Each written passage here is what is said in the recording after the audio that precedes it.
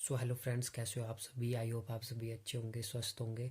सो आज हम जो पिछली वीडियो का थोड़ा सा पार्ट बच गया था उसको पूरा करेंगे, क्योंकि जो पिछली वीडियो का मैंने सेकंड पार्ट बनाया होता वो थोड़ा वीडियो करप्ट हो गई थी पूरी। सो दैट्स वाई मैं इस वीडियो में आपको जो थोड़ा सा पार्ट बच गया पिछली वीडियो का उसको कवर करूँगा। दैन हम जो नेक्स्ट क्वेश्चन है, मोस्ट इंपॉर्टेंट क्वेश्चन, उसको स्टडी करेंगे। सो हम कर रहे थे table for strangeness and hyper charge.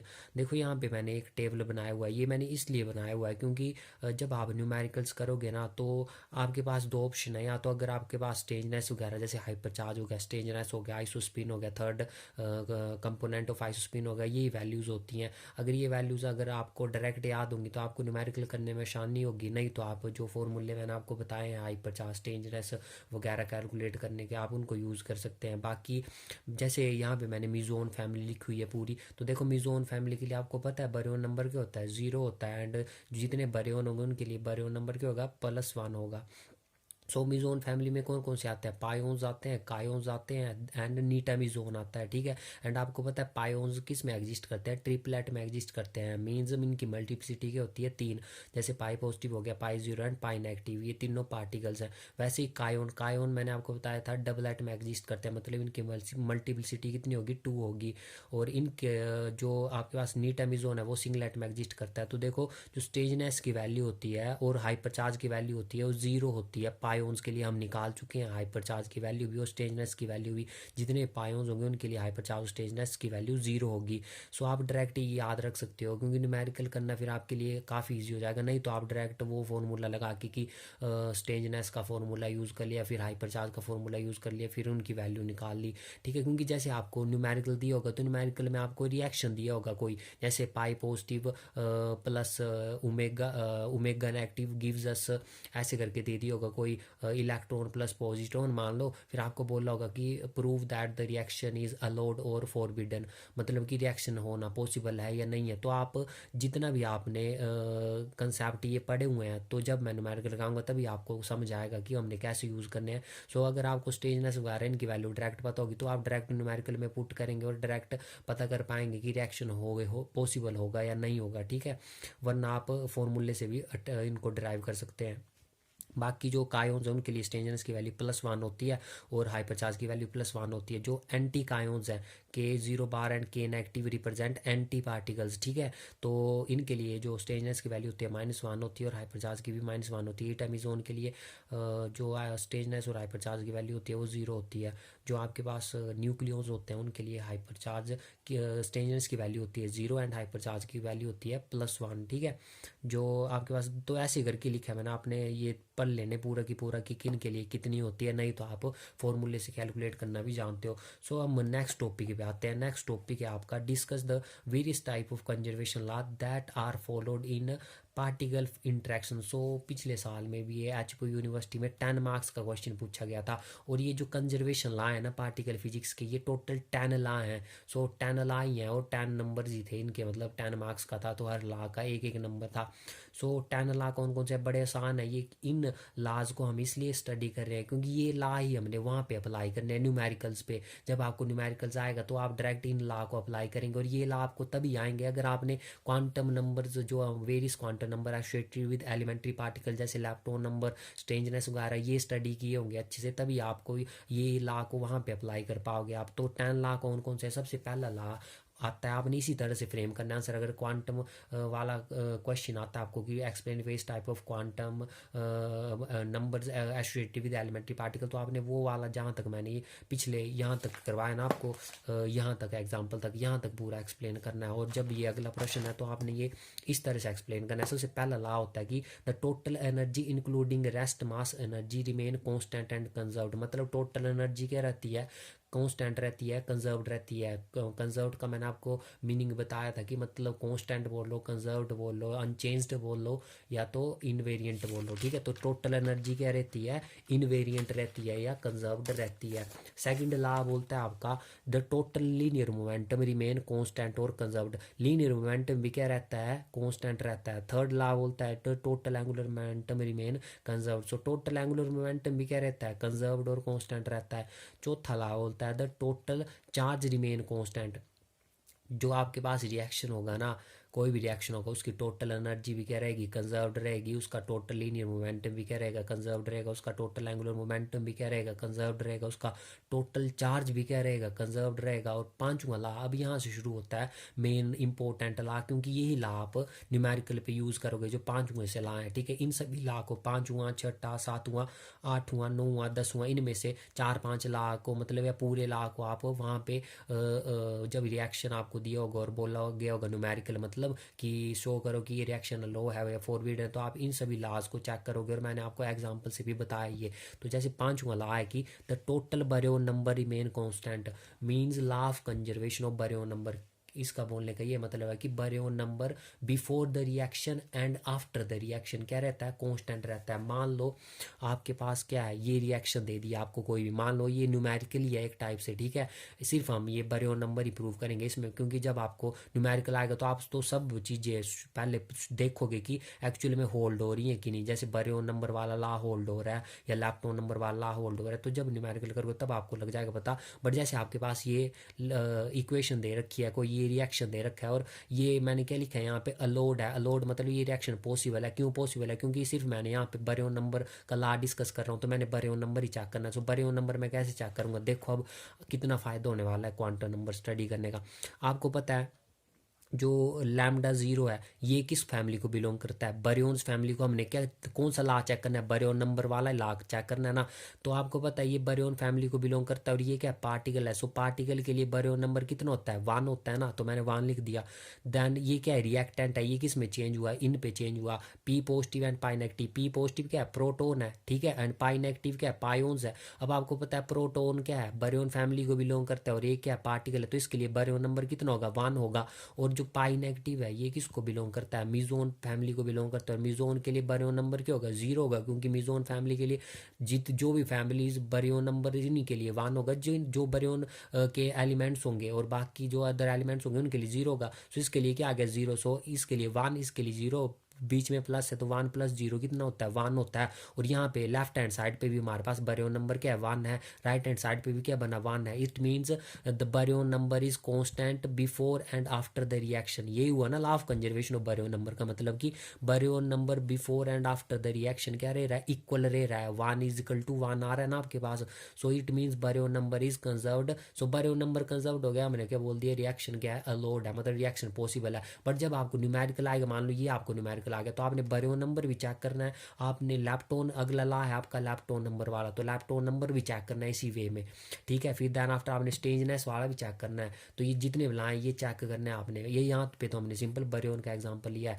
So next है आपके पास सिक्स्थ लॉ, तो आपने ऐसे करके एक्सप्लेन करना है। सेकंड रिएक्शन भी सेम टू सेम ऐसी। अब आपको लगे ना पता, जैसे यहाँ पे प्रोटोन प्लस प्रोटोन है which gives us proton plus lambda 0 plus epsilon positive is not allowed लिखा है मैंने। अब ये अभी तक नहीं मेरे को पता, मान लो मेरे को नहीं पता तो मैंने चेक करना है, तो मैंने बारियन नंबर वाला लॉ लगाया। तो देखो प्रोटोन क्या है, बारियन है, तो 1 आ गया। और सेकंड भी हमारे पास क्या प्रोटोन है, ये भी बारियन है, तो इसके लिए 1 आ गया। तो लेफ्ट हैंड साइड पे टोटल बारियन नंबर कितना हो गया, 1 + 1 2 हो गया, ठीक है। और राइट हैंड साइड पे भी टोटल बारियन नंबर, अब देखो प्रोटोन क्या है, बारियन है, तो इसके लिए 1 आ गया। आपके पास लैम्डा 0 पार्टिकल है और बारियन है, ठीक है, तो इसके लिए भी 1 आ गया। और एप्सिलॉन पॉजिटिव ये भी क्या है, बारियन है और पार्टिकल है, तो इसके लिए भी +1 आ गया। सो राइट हैंड साइड पे टोटल बारियन नंबर कितना हो गया, 3 हो गया। और लेफ्ट हैंड साइड पे टोटल बारियन नंबर कितना है, 2 है। और 2 3 के बराबर थोड़ी होता है, ठीक है। तो इट मीन्स बारियन नंबर क्या रहा, before and after reaction conserved नहीं रहा। So baryon number is not conserved. It means ये लॉ जो है ये क्या हो गया, फेल हो गया। सो इट मीन्स रिएक्शन क्या होगा, अलो ही नहीं होगा। कोई सा भी एक लॉ फेल हो गया तो रिएक्शन अलो नहीं होगा। रिएक्शन तभी अलो होगा जब जो आप लॉ यूज़ करें, जैसे मान लो बारियन नंबर वाला लॉ यूज़ किया आपने, फिर सेकंड चेक किया लैप्टोन वाला, फिर स्ट्रेंजनेस वाला किया, फिर आइसोस्पिन वाला कर दिया, फिर हाइपर चार्ज वाला कर दिया, और सारे लॉ सेटिस्फाई हो गए ना, तभी रिएक्शन अलोड होगा, अदरवाइज रिएक्शन अलोड नहीं होगा। सो सिक्स्थ लॉ आ जाता है आपके पास, total lepton number remain constant और conserved means law of conservation of lepton number. ये है सिक्स्थ लॉ, सिंपल से लॉ है सारे, ठीक है। मतलब कि lepton number before and after reaction क्या रहेगा, कंजर्व्ड रहेगा।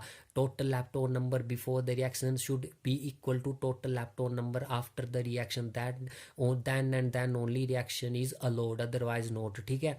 सो जैसे मैंने यहाँ पे एग्जांपल लिया, mu negative give us e negative plus v क्या रिप्रेजेंट कर रहा है, न्यूट्रिनो, और ये क्या है, एंटी न्यूट्रिनो, ठीक है। अब देखो लैप्टोन नंबर हम डिस्कस करें, म्यू नेगेटिव का आपको पता है म्यू किस फैमिली को बिलोंग करता है, लैप्टोन फैमिली को बिलोंग करता है, और लैप्टोन फैमिली को बिलोंग कर रहा है और है साथ में क्या पार्टिकल है, तो इसके लिए लैप्टोन नंबर क्या होगा, +1 होगा, विच इज इक्वल टू, अब देखो इलेक्ट्रॉन है, ये भी क्या है, लैप्टोन फैमिली को बिलोंग करता है और क्या है, पार्टिकल है, तो इसके लिए भी लैप्टोन नंबर कितना बताया था मैंने, +1। और जो ये न्यूट्रिनो है, ठीक है, न्यूट्रिनो के लिए भी इलेक्ट्रॉन नंबर मैंने क्या बोला था, +1। और जो एंटी न्यूट्रिनो है उसके लिए, एंटी न्यूट्रिनो मतलब एंटी पार्टिकल, और उसके लिए क्या बोला था मैंने, लैप्टोन नंबर -1। सो कितना आ गया, -1 से एक 1 कट गया, तो यहाँ पे भी राइट हैंड साइड पे 1 बचा और लेफ्ट हैंड साइड पे भी क्या है, 1। It means reaction is allowed because law of conservation of lepton number hold which state that lepton number before the reaction and after the reaction should be equal और conserved होना चाहिए, ठीक है। 7th law आता है हमारे पास, the total strangeness number remain constant, और law of conservation of strangeness, ठीक है, कि टोटल स्टेंजनेस भी क्या रहती है, कांस्टेंट रहती है। अब स्टेंजनेस आप कैसे चेक करोगे, क्योंकि आपने स्टेंजनेस क्वांटम नंबर पढ़ा हुआ है, तो आपको पता है कि किन किन पार्टिकल की क्या क्या स्टेंजनेस होती है, वही यूज़ था इन क्वांटम नंबर्स का, ये तभी यूज़ है क्योंकि ये सारे के सारे यूज़ होंगे न्यूमेरिकल्स पे।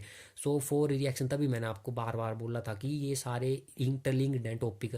जैसे आपने कोई एग्जाम्पल आपको दे दिया, आपको बोला है कि चेक करो कि ये रिएक्शन होगा या नहीं होगा, अलाउड है या फॉरबिडन है, तो यहाँ पे मैंने लिखा है इज नॉट अलाउड। अब ये मेरे को नहीं पता पहले, मान लो, तो मैंने स्टेंजनेस वाला ला लगा लिया, मान लो लैप्टोन बरेन वाला है, क्योंकि हम यहाँ पे स्टेंजनेस वाला ही एग्जाम्पल ले रहे हैं ना, तो स्टेंजनेस वाला ही लगा रहे हैं ला। तो स्टेंजनेस वाले ला में आपको पता है कि पाई नेगेटिव की स्टेंजनेस कितनी होती है, -1 होती है। डायरेक्ट हमने वहाँ से टेबल से याद रखी है, ठीक है, नहीं तो अगर आपको नहीं है तो आप कैलकुलेट कर लो, ठीक है, जो फॉर्मूला मैंने आपको बताया। और प्रोटोन के लिए स्टेंजनेस क्या होती है, आपने पढ़ी थी टेबल में, कितनी थी, 0 थी, तो -1 + 0 मतलब लेफ्ट हैंड साइड पे टोटल स्टेंजनेस कितनी होगी, -1 होगी। अब राइट हैंड साइड पे चलते हैं हम, राइट हैंड साइड पे है हमारे पास न्यूट्रॉन और पायोन, तो न्यूट्रॉन भी क्या है, न्यूक्लियन को बिलोंग करता है, और इसकी स्टेंजनेस भी कितनी थी, 0 थी, और पायोन की तो हमने निकाली थी स्टेंजनेस, कितनी थी, 0 थी, ठीक है।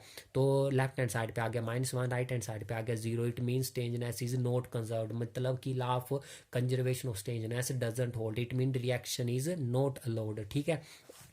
8th लॉ है आपका, द पैरिटी इज प्रिजर्व्ड और conserved, same to same parity वगैरह रहती है, कंजर्व्ड रहती है। 9th लॉ आपका कंजर्वेशन ऑफ स्पिन और third component of isospin, means कि आइसोस्पिन और थर्ड कंपोनेंट ऑफ आइसोस्पिन भी क्या रहता है, कंजर्व्ड रहता है। और 10th लॉ है आपका कंजर्वेशन ऑफ हाइपर चार्ज, मतलब कि total hyper charge before and after the reaction in strong और इलेक्ट्रोमैग्नेटिक इंटरेक्शन रिमेन कांस्टेंट और कंजर्व्ड। वैसे ही आप इसका निकाल लोगे, मान लो मैंने एग्जांपल ले लिया, pi positive plus proton give us an neutron plus pi 0, ठीक है। तो यहाँ पे लिखा है मैंने इज अलाउड, हम चेक करेंगे law of conservation hyper charge निकल लगाएंगे, तो कैसे लगाना है, सबसे पहले पाई पॉजिटिव के लिए हाइपर चार्ज की वैल्यू क्या होती है, 0 होती है, नहीं तो आप उस फॉर्मूले से कैलकुलेट कर सकते हैं, ठीक है, अगर आपको याद नहीं है डायरेक्ट तो। और प्रोटोन के लिए हाइपर चार्ज की वैल्यू कितनी होती है, 1। So total hyper charge before the reaction का मतलब अभी तक रिएक्टेंट का ही हम निकाल रहे हैं, पाई पॉजिटिव और पी का, ठीक है।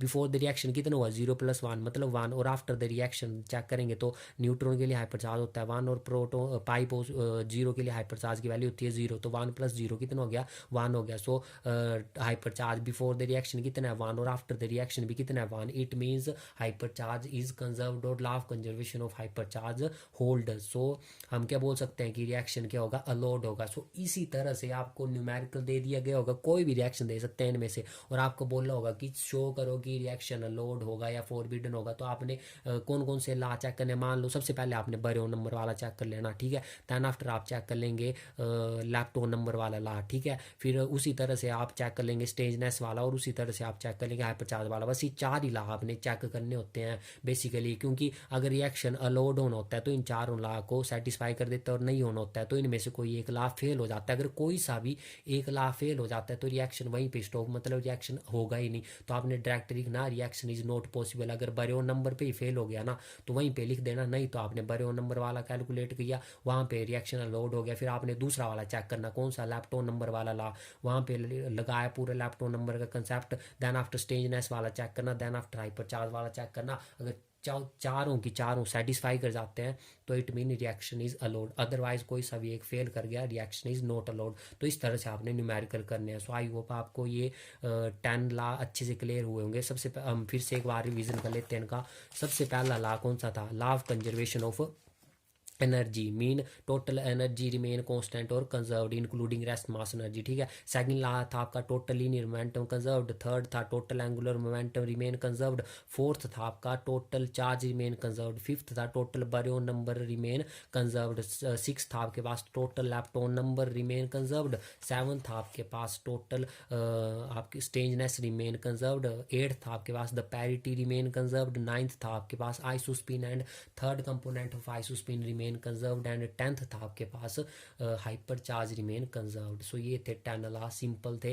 ये 10 मार्क्स का क्वेश्चन आया था और आपको तो आपने इसी तरह से ये कोई एक सा एग्जांपल याद रख लो, मान लो ये वाला रख दो और इसी को ही सभी में एक्सप्लेन कर दो। अगर आपको फिर से ये क्वेश्चन आता है तो इस तरह से आपने ये अटैम्प्ट करना है। सो नेक्स्ट वीडियो में हम नेक्स्ट लेक्चर के साथ मिलते हैं। Thank you.